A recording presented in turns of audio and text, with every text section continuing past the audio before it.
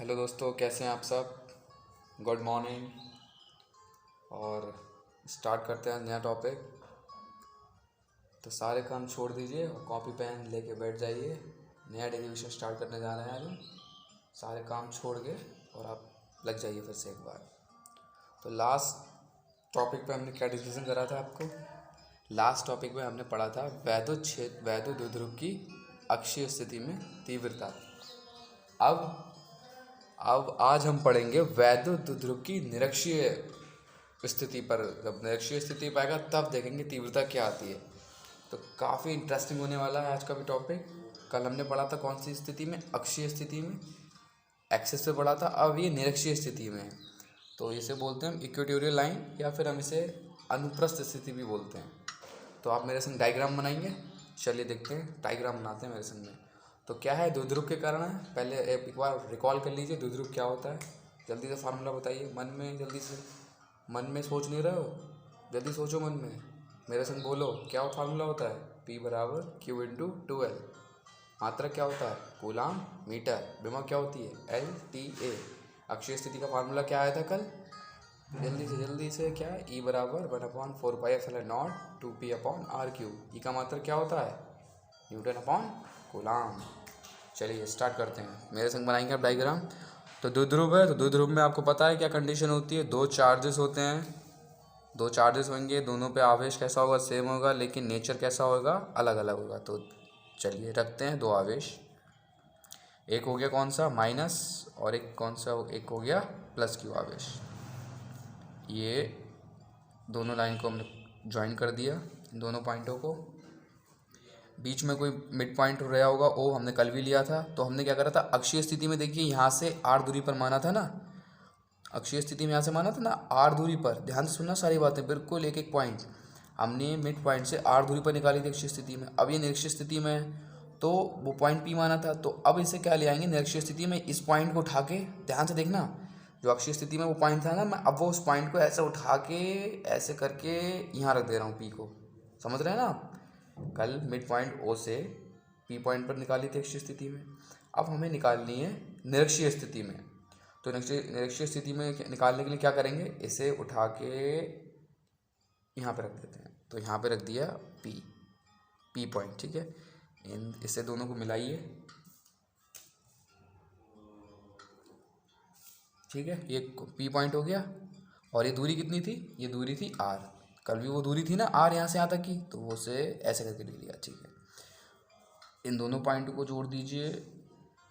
थोड़ा सा डायरेक्शन में दिक्कत होगी, इन दोनों को कंबाइन कर दिया, ठीक है। चलिए, तो ये हो गई आर। ये 90 डिग्री का बनेगा, नहीं बनेगा, और ये भी 90 डिग्री का बनेगा, ठीक है। अच्छा, ये वाली दूरी जो थी वो कितनी, ये वाली कितनी होगी, L। तो आपको पता है L ली थी ना, और पूरी कितनी होती है, ये पूरी कितनी होती है, 2 है।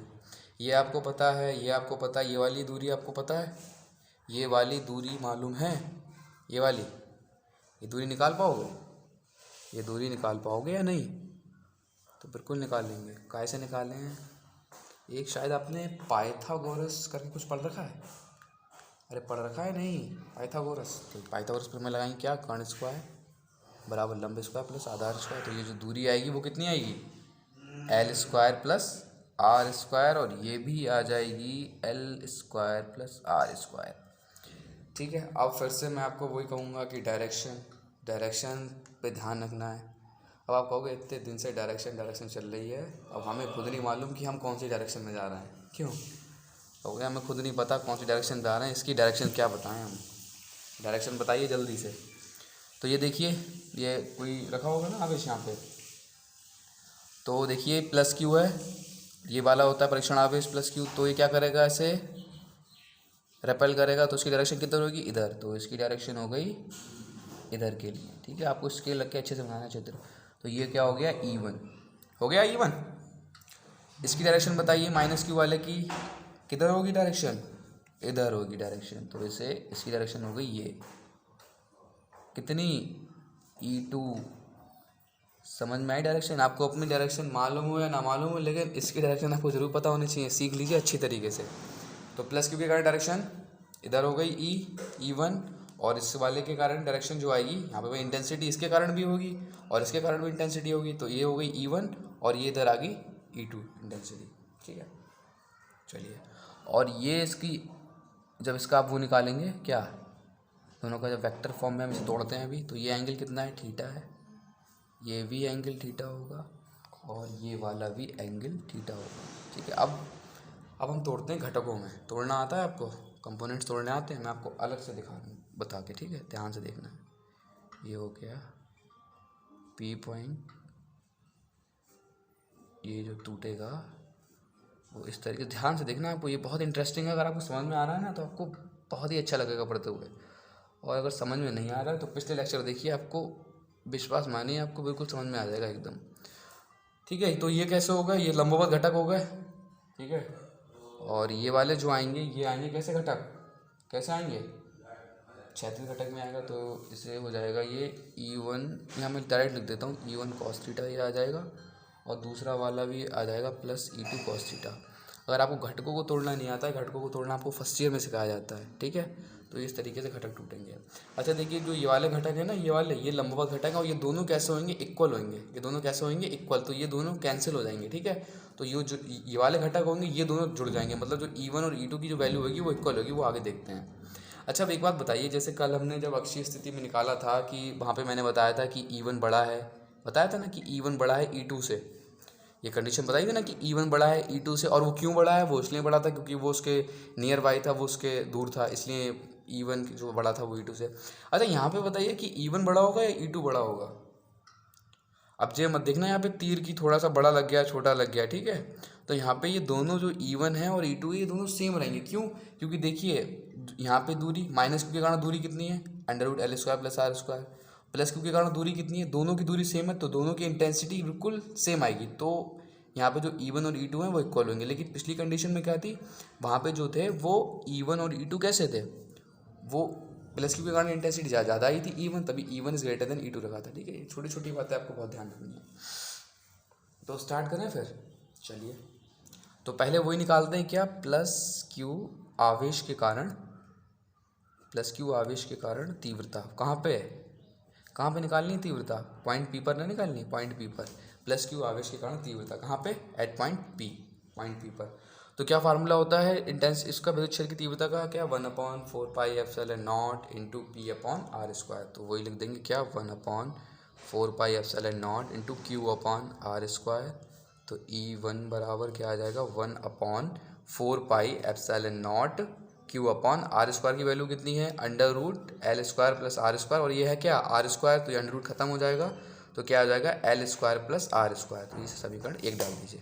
ठीक है, अब देखिए, अगर आपको, हाँ मैं एक बात और बता दूं, यहाँ पे अगर थ्योरी लिखनी है, जैसे कल मैंने आपको बताई थी, तो आप थ्योरी अपना लिख सकते हैं क्या, कि दो वैद्युत क्षेत्र हैं, मतलब निर्वात में रखा है इन्हें। देखिए, जो भी करते हैं ना वो निर्वात वायु में करते हैं।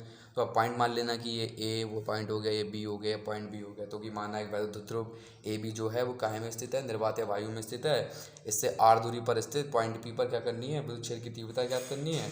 ठीक है, बस थ्योरी अपने आप लिख सकते हैं। चित्र आपको ध्यान है तो थ्योरी आप चित्र को देखकर ही लिखेंगे, रिटन ही नहीं है थ्योरी। ठीक है, तो ये आगे आगे अब क्या के कारण निकालेंगे, अब निकालेंगे हम माइनस क्यू आवेश के कारण तीव्रता। और माइनस क्यू आवेश के कारण तीव्रता किस पे, पॉइंट पी पर। माइनस क्यू आवेश के कारण तीव्रता कहाँ निकालनी है, पॉइंट पी पर। तो माइनस क्यू आवेश के कारण तीव्रता। अच्छा, दिशा आप बता देना कि दिशा किधर से किधर हो जाएगी, इस वाले की दिशा किधर से किधर हो जाएगी, बी से किधर है, यहाँ पे ए और ये क्या हो गया बी, तो दिशा किधर से किधर हो गई, बी से पी की तरफ। तो लिख देना है यहाँ से दिशा किधर से किधर, बी से पी की तरफ। वो हम वैसे चित्र में दिखा दिए, आपको समझ में आ गया होगा अच्छे से कि दिशा क्यों की, दिशा इधर क्यों है इसकी, इधर दिशा क्यों है, पूरा आपको बहुत अच्छे से 3 दिन से लगातार मैं यही समझा रहा हूँ। ठीक है, तो अब आपको मुझे नहीं लगता कि आपको अब डायरेक्शन निकालने में कोई प्रॉब्लम आ रही हो। ठीक है, तो दिशा किधर से किधर होगी, बी से पी की तरफ। अब ऐसे ही माइनस क्यू आवेश के कारण तीव्रता निकालेंगे, तो ये क्या हो जाएगी, E2 बराबर क्या, 1/4πε0 इंटू Q/r² लिखोगे, और E2 बराबर 1/4πε0 Q/r² की वैल्यू क्या है वही, तो यहाँ पे भी सेम लिख देंगे, L² + R², इसे डाल देंगे इक्वेशन 2। और दिशा किधर से किधर, डायरेक्शन किधर से किधर हो जाएगी, डायरेक्शन हो जाएगी P से A की तरफ। किधर, डायरेक्शन P से A की तरफ। तो यहाँ लिख देना डायरेक्शन P से A की तरफ लिख देना। ठीक है, ताकि और अच्छे से जो कॉपी चेक करने वाला हो आए तो उसे और अच्छे से समझ में आए। ठीक है, तो ये हो गया। अब क्या है, अब दोनों घटकों को हमने पहले ही मैंने आपको बता दिया तोड़ के, जो दोनों घटक हैं उसे बता दिया कि लंबवत घटक कौन से हैं, ऊर्ध्वाधर घटक कौन से हैं, लंबवत घटक कौन से हैं और क्षैतिज घटक कौन से हैं। तो ये दोनों आपस में कैंसिल हो जाएंगे, क्यों? क्योंकि ये दोनों कैसे हैं, इक्वल हैं। ठीक है, ये दोनों कैंसिल हो जाएंगे और ये दोनों जुड़ जाएंगे। ठीक है, ये दोनों जुड़ जाएंगे। तो आप यहाँ पे थोड़ी सी लाइन लिख लेना, मैं बता दे रहा हूँ क्या कि E1 व E2 को क्षैतिज व ऊर्ध्वाधर घटकों में तोड़ने पर क्षैतिज घटक एक ही दिशा में है, लिख देना, क्षैतिज घटक एक ही दिशा में है अतः जुड़ जाएंगे। जबकि ऊर्ध्वाधर घटक जो हैं वो कैसे हैं, ऊर्ध्वाधर घटक परस्पर बराबर हैं किंतु विपरीत दिशा में। ठीक है, बराबर ये भी हैं दोनों, बराबर ये भी हैं दोनों, लेकिन ये विपरीत दिशा में है और ये एक ही दिशा में, तो ये इसलिए ये कैंसिल हो जाएंगे। अतः एक दूसरे को ये क्या कर देंगे, निरस्त कर देंगे। ठीक है, इतनी थोड़ी अपना लिख देना यहाँ पे आप लिख देंगे चित्र को देख के क्या कि E1 व E2 को क्षैतिज व ऊर्ध्वाधर घटकों में तोड़ने पर क्षैतिज घटक एक ही दिशा में है। ठीक है, इसलिए वो जुड़ जाएंगे, किंतु जो ऊर्ध्वाधर घटक हैं वो परस्पर बराबर हैं लेकिन विपरीत दिशा में, इसलिए वो एक दूसरे को क्या कर देंगे, निरस्त कर देंगे। अब यहाँ पे बस लिख देंगे क्या, अतः मतलब एट पॉइंट P पर जो आएगी, अतः बिंदु P पर, एट पॉइंट P पर जो परिणामी तीव्रता होगी वो कितनी आएगी, वो हम देखते हैं। परिणामी तीव्रता, तो परिणामी तीव्रता कितनी आ जाएगी, E बराबर क्या हो जाएगा, E1 cos theta plus E2 cos theta. ठीक है, क्या E1 cos theta plus E2 cos theta, सही है। अच्छा, E1 cos theta plus E2 cos theta ये आ गई। कल हमने क्या करा था, जब परिणामी तीव्रता निकाली थी तो E बराबर क्या लिखा था, E1 माइनस E2, तो वो क्यों रखा था कि E1 बड़ा था E2 से, वो क्यों बड़ा था वो आपको पता है। ठीक है, अच्छा अब E1 पता है आपको, देखिए E1 और E2 की वैल्यू सेम है, ये दोनों देखिए सेम आएंगे, तो मैं यहाँ पे डायरेक्ट लिख दूंगा। अच्छा, हमें cos थीटा नहीं मालूम है, तो आप cos थीटा की वैल्यू बताएंगे, हमें cos थीटा की वैल्यू बताएंगे, तो cos थीटा की वैल्यू कहाँ से निकालेंगे, यहाँ से बताएंगे cos थीटा की वैल्यू। तो cos थीटा बराबर क्या होता है, cos थीटा बराबर क्या होता है, उसमें पढ़ा है ना, एक सूत्र होता है वो लाल बटे कक्का, बहुत टाइम पहले पढ़ा था ये। तो cos थीटा बराबर क्या हो जाएगा, आधार बटे कर्ण, यहाँ से निकालो चाहे यहाँ से निकालो। तो आधार क्या है, L, कर्ण क्या है, ये तो अंडर रूट L स्क्वायर, तो क्या आ जाएगा cos थीटा बराबर L upon under root L square plus R square. देखिए ये जो दोनों वैल्यू हैं ये दोनों सेम है, चाहे आप इसकी वैल्यू अलग अलग रख के देखें तो भी आंसर सेम आएगा, लेकिन मैं यहाँ पे डायरेक्ट एक ही लाइन में कर दे रहा हूँ, मतलब यहाँ पे डायरेक्ट लिख दे रहा हूँ क्या, E बराबर 2E1 cos थीटा। ठीक है, अगर आप इन्हें दोनों की वैल्यू अलग अलग रखेंगे कि E1 की वैल्यू रखिए यहाँ पे, फिर E2 की वैल्यू रखिए, तो आएगा वो सेम, उससे कोई प्रॉब्लम नहीं है। तो हमने यहाँ पे ऐसे रख दिया, तो E बराबर क्या आ जाएगा, 2, E1 की वैल्यू क्या है 1/4 pi epsilon naught Q upon L square plus R square. इतना समझ में आया। ठीक है, और cos थीटा की वैल्यू कहाँ से निकालेंगे, cos थीटा की वैल्यू यहाँ से निकालेंगे। cos थीटा बराबर आधार बटे कर्ण, तो cos थीटा की वैल्यू आ जाएगी क्या, cos थीटा की वैल्यू हो जाएगी L upon under root L square plus R square. तो यहाँ पे आप, ठीक है, cos थीटा की वैल्यू क्या आ जाएगी, L upon under root L square plus R square. तो यहाँ पे आप लिख देना, चूँकि cos थीटा बराबर L upon under root L square plus R square. ठीक है, इतनी कोई प्रॉब्लम नहीं है। चलिए अब आगे सॉल्व करते हैं, तो मैं एक बार फिर से यहाँ पे नोट कर देता हूँ, वही E बराबर 2 into 1/4 pi epsilon naught Q upon L square plus R square into L upon under root L square plus R square. ठीक है, सॉल्व करते हैं आगे। E बराबर 2 into 1/4 pi epsilon naught QL, और ये देखिए ये क्या है, ये पावर 1 है पूरी, और इसके ऊपर जब अंडर रूट, ये क्या है 1/2 है, तो जब इसे सॉल्व करेंगे तो कुछ इस तरीके से आ रहा होगा, क्या है L square plus R square की पावर कितनी 3/2। ये समझ में आ रहा है ना 3/2 कैसे आया। ठीक है, अब वही करेंगे कल की तरह, क्या E बराबर, अच्छा ये देखिए ये क्या बनना है, Q इंटू 12, ऐसे ही लिख सकते हो ना, Q इंटू 12 अगर इसे लिख दूँ तो कोई प्रॉब्लम थोड़ी है आपको। तो 4 पाई एप्सिलॉन नॉट इसे लिख देंगे, और यहाँ पे लिख देंगे L square plus R square की पावर 3/2। अब वही लिखेंगे क्या, चूँकि L जो है, L इज़ क्या है, वेरी वेरी स्मॉल, किससे, R से, तो इसलिए क्या होगा, L स्क्वायर जो होगा वो और छोटा होएगा। तो क्या करेंगे, तो हम क्या करेंगे, यहाँ लिख देंगे, अतः L स्क्वायर को क्या करने पर, छोड़ने पर, L स्क्वायर को छोड़ देंगे, क्योंकि ये बहुत ही छोटी वैल्यू होगी। ठीक है, L स्क्वायर को छोड़ने पर, तो यहाँ पे क्या आ जाएगा, E बराबर, अब देखिए Q इंटू 12 क्या होता है, Q इंटू 12 क्या होता है, Q इंटू 12 क्या होता है, तो आपने पढ़ा है, दो ध्रुव कल पढ़ा था इलेक्ट्रिक डायपोल। तो P बराबर क्या होता है, Q इंटू 12, तो यहाँ पे क्या आ जाएगा, P upon 4 pi epsilon not into, अभी देखिए यहाँ पे L स्क्वायर छोड़ देंगे तो क्या बचेगा, R स्क्वायर की पावर कितनी 3/2।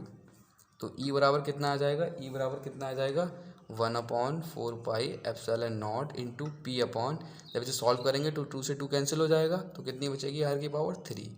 तो ये आ गया क्या, e बराबर 1/4πε0 into P upon R Q. ठीक है, तो ये हमारा आ गया डेरिवेशन, ये हमने सॉल्व कर लिया। क्या अब यहाँ पे आपको लिख देना है, क्या लिख देंगे आप, अच्छा इसका मात्रक भी लिख देना है। क्या मात्रक होता है, न्यूटन अपॉन कूलाम में, तो आपको पता होगा, तो नॉर्मली है न्यूटन अपॉन कूलाम हो गया। यहाँ पे आप लिख देना क्या कि यहाँ पे P क्या है, P बराबर है, एक बार लिख देना फिर से, P बराबर क्या है, Q इंटू 12 वैद्युत द्विध्रुव। P बराबर क्या है, P बराबर Q इंटू 12 क्या है, वैद्युत द्विध्रुव आघूर्ण। ठीक है, क्या है, वैद्युत द्विध्रुव आघूर्ण। ये समझ में आ गया ना।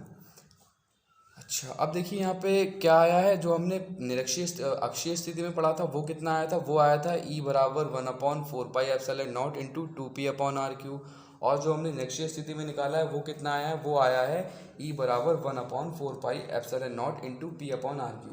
तो देखिए दोनों में अंतर क्या है, दोनों में अंतर ये है, जब आप अगर अक्षीय स्थिति में निकालते हैं, जैसे कल हमने निकलवाया था, तो अक्षीय स्थिति में दुगना आता है, और निरक्षीय स्थिति मतलब आप निरक्षीय स्थिति में निकालेंगे वैद्युत क्षेत्र की तीव्रता, और अक्षीय स्थिति में निकालेंगे तो अक्षीय स्थिति में जो है वो दुगनी आती है, किसकी अपेक्षा, निरक्षीय स्थिति में।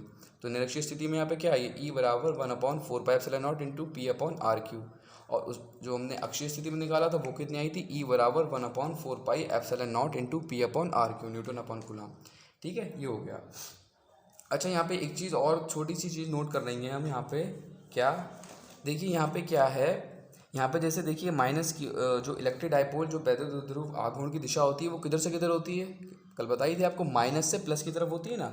जो वैद्युत द्विध्रुव आघूर्ण की दिशा होती है वो किधर से किधर होती है, माइनस से प्लस की तरफ। और यहाँ पे जो वैद्युत क्षेत्र की दिशा है वो किधर है, वो इसके अपोजिट है। देखिए वो इसकी किधर है, अपोजिट है, मतलब वैद्युत द्विध्रुव किधर से किधर जा रहा है, माइनस से प्लस की तरफ जाती है, तो उसकी दिशा किधर है, इधर है। और जो वैद्युत क्षेत्र की दिशा है वो इसके अपोजिट है। यहाँ पे देखिए इसकी डायरेक्शन इधर है, द्विध्रुव आघूर्ण की इधर है डायरेक्शन, नहीं देखिए।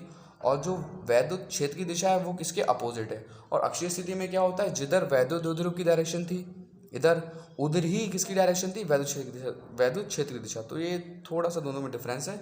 और क्या डिफरेंस आया कि अक्षीय स्थिति में जो इंटेंसिटी आती है वो कैसी आती है, वो दुगनी आती है, किसकी अपेक्षा, किसकी अपेक्षा, निरक्षीय स्थिति में। ठीक है, तो ये डेरिवेशन हो गया। आप अगर एक दो बार इसकी प्रैक्टिस करेंगे तो आपको बहुत अच्छे से आ जाएगा। और इसमें आपको बस डायरेक्शन का ध्यान रखना है, बार बार मैं आपको बोल रहा हूँ कि आपको विशेष तौर पे डायरेक्शन का ध्यान रखना है। चलिए आइए कुछ एक न्यूमेरिकल लगा लेते हैं हम। तो छोटा सा न्यूमेरिकल है, आपकी NCERT बुक का ही है, तो उसे हम सॉल्व कर लेते हैं, वो देखते हैं क्या आता है न्यूमेरिकल। आप NCERT बुक में देखेंगे तो आपको ये न्यूमेरिकल मिल जाएगा। वो देखिए क्या है न्यूमेरिकल, एक ये न्यूमेरिकल है, किसी निकाय में दो आवेश QA 2.5 इंटू 10 की पावर -7 कूलाम तथा QB बराबर -2.5 इंटू 10 की पावर -7 कूलाम क्रमशः दो बिंदुओं A 0,0 -15 और B 0,0 +15, मतलब ये 3 अक्ष में x y z 3 अक्ष होती हैं पर अवस्थित हैं। निकाय का कुल आवेश तथा वैद्युत द्विध्रुव आघूर्ण क्या है। आपसे पूछ रहा है कि जो निकाय है उसका जो टोटल आवेश है, टोटल चार्ज है, वो कितना है, और जो वैद्युत द्विध्रुव आघूर्ण है वो क्या है। तो देखिए वैद्युत द्विध्रुव आघूर्ण में क्या कंडीशन होती है कि दो चार्जेस होते हैं, एक प्लस का होता है एक माइनस का होता है, लेकिन दोनों की मात्रा कैसी होती है चार्जेस की, वो सेम होती है। तो देखिए दोनों की मात्रा से सेम है ना, और दो चार्ज है, तो कुल आवेश कितना हो जाएगा। तो कुल आवेश तो ऐसी मुँह जवानी हम निकाल लेंगे क्या, तो कुल आवेश क्या मतलब जोड़ेंगे, तो QA प्लस QB करोगे तो ये प्लस का ये माइनस का, तो कुल आवेश निकाल के कितना हो जाएगा, 0 हो जाएगा, नहीं हो जाएगा 0। और फिर दूसरा सवाल में पूछा है वैद्युत द्विध्रुव आघूर्ण क्या है। तो वैद्युत द्विध्रुव आघूर्ण निकालने के लिए क्या करेंगे, वैद्युत द्विध्रुव आघूर्ण निकालने के फार्मूला आपको पता है क्या होता है, P बराबर Q इंटू 2L होता है, नहीं होता है, P बराबर Q इंटू 2L। तो आपको Q दे रखा है कितना, 2.5 इंटू 10 की पावर -7 कूलाम, ठीक है, 2.5 इंटू 10 की पावर -7 कूलाम। और 2L की वैल्यू आपको निकालनी है, तो 2L की वैल्यू हो जाएगी, देखिए 2L की जो वैल्यू होगी ये z अक्ष पे है, ये मतलब ऊपर के z अक्ष पे है, तो जब 2L की वैल्यू आप निकालेंगे तो आएगी 15 -15, तो 2L की वैल्यू आ जाएगी 50 और 50 30 सेंटीमीटर। तो इसे आप मीटर में चेंज कर लेंगे तो ये आ जाएगी 30 इंटू 10 की पावर -2 मीटर। बस अब सॉल्व कर लेंगे, फार्मूले रख देंगे, P बराबर समझ में आ रहा है ना। P बराबर क्यू इंटू 12 फार्मूला हो गया, Q बराबर हो गया 2.5 इंटू 10⁻⁷ कूलम, ये आपको दे रखा है। और जो 12 निकालेंगे, जो बीच की दूरी है वो देखिए यहाँ दे रखी है ना, A 0,0, -15 और 0,0 + 15 पर अवस्थित है। तो ये जब निकालेंगे तो 12 बराबर 50 माइनस, तो -15 तो 30 हो जाएगा, 30 सेंटीमीटर ये हो गया। इसे आप मीटर में चेंज कर लेना, तो मीटर में चेंज ये हो जाएगी। बस वैल्यू रख देंगे, P की वैल्यू 2.5 इंटू 10⁻⁷ इंटू 12 की वैल्यू रखेंगे 30 इंटू 10⁻⁻2। तो P बराबर कितना हो जाएगा, ये P बराबर 25 3 जा 75, ये माइनस ये पॉइंट से ये कैंसिल हो जाएगा, तो आ जाएगा 75 इंटू 10 की पावर कितना -9, -10⁻⁷, 10⁻⁻2 कितना हो जाएगा 10⁻⁻9। या फिर आप ले सकते हैं P बराबर 7.5 इंटू 10⁻⁸। और मात्रक क्या होता है इसका, मात्रक जल्दी बताइए, मात्रक होता है कूलाम मीटर। ठीक है, कूलाम मीटर हो गया। तो ये क्वेश्चन हो गया। अच्छा, एक क्वेश्चन आप और नोट कर लीजिए, आप लगाना देखना कैसा है। ये दे रहे हैं कि 1 माइक्रो कूलाम के 2 बराबर एवं विपरीत प्रकार के आवेश 2 मिलीमीटर की दूरी पर रखे हैं। इस वैद्युत का द्विध्रुव आघूर्ण ज्ञात करो। ठीक है, 1 माइक्रो कूलाम के 2 बराबर, तो वो जाहिर सी बात है 2 बराबर विपरीत आवेश होंगे। 2 मिलीमीटर की दूरी आपको दे रखी है, तो द्विध्रुव आघूर्ण पूछा है, तो बस फार्मूला लगा देना क्या, P बराबर Q इंटू 12, तो Q चेंज कर लेना, तो Q कितना हो जाएगा 10⁻⁻6। और ये ध्यान रखना है आपको, ये जो दूरी दे रखी है ना, ये जो दूरी है वो L नहीं है, ये दूरी जो है वो 2L है। बस इसी में कन्फ्यूज़न हो जाते हैं कि ये दूरी जो है वो 2L दे रखी होती है। ठीक है, ये दूरी जो है वो कितनी है 2L है। L मत ले लेना, पता चले L लो, ये L ले ली फिर आपने उसमें कहना है, तो ये दूरी जो है वो 2L दे रखी है, तो 2 मिलीमीटर। इसे मिलीमीटर को मीटर में चेंज कर लेना, तो 2 इंटू 10⁻⁻3 हो जाएगी और आप आंसर निकाल देंगे। ठीक है, देखिए ये जो न्यूमेरिकल्स हैं जो मैं लगा रहा हूँ, इतने आपके लिए सफिशिएंट नहीं है। आप अपने पास से और न्यूमेरिकल लगाइए, उनकी ज़्यादा से ज़्यादा प्रैक्टिस करिए। ठीक है, आई होप आपको ये जो दोनों डेरिवेशंस हैं अच्छे समझ में आए होंगे। आप इनकी लगातार प्रैक्टिस करिए। तो मिलते हैं नेक्स्ट टॉपिक में। Thank you very much.